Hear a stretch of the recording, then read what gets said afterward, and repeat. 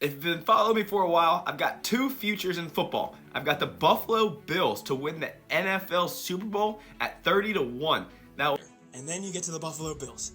30-1 to win the Super Bowl. Give me the Buffalo freaking Bills. So Josh Allen is the closest thing we've ever seen to Brett Favre. The man turns the ball over like crazy.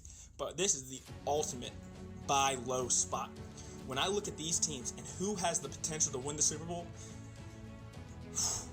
this line is way too low. Josh Allen is the second best quarterback in the NFL. That was about a month and a half ago on November 16th. Go. I also have Alabama at 50-1 to win the national championship from back in September. Future of the day. Alabama is 50-1 to win the national championship. I'm taking it.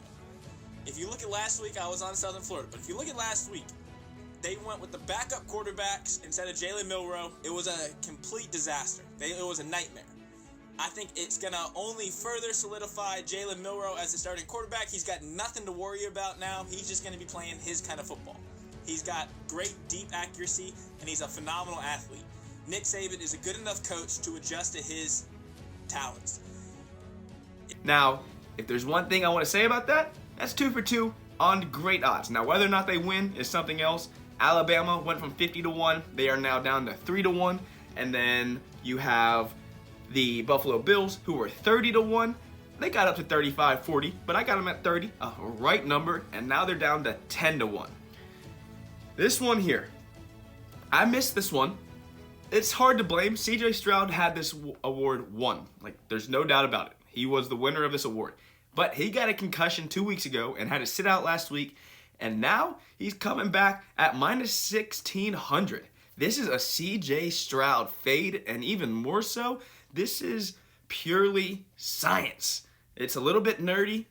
There's no doubt about it, but there's been multiple studies about quarterbacks coming back from concussions. One done by myself.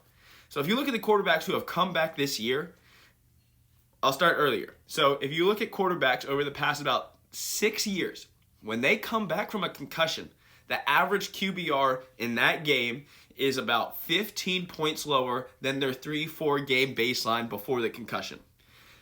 Now, does that mean it's the same for every quarterback? No. CJ Stroud is a 2-week concussion protocol. Does that help? Does that change in any way? It does, just slightly. But quarterbacks are the only position in the NFL where concussions have shown to have a lingering effect. The next week they play, they struggle on average. This year, particularly 2 weeks ago, Trevor Lawrence got a concussion. I tell my boy, I'm like, look, quarterback's coming back from a concussion. He's sitting in the fantasy football semifinals. I'm telling quarterbacks coming back from concussion have much worse numbers. Now, I know it's hard to bench Trevor Lawrence, but if there's anybody else out there, do it. Trevor Lawrence puts up a dud last week, ends up getting hurt again. But if you look at the quarterbacks who have done it this year, Jimmy G came back, awful. Derek Carr came back, was awful in that next game. Brock Purdy came back, relatively awful after that Minnesota game where he had a concussion. We have seen it multiple times this year where quarterbacks have come back from concussions and underperformed their baseline.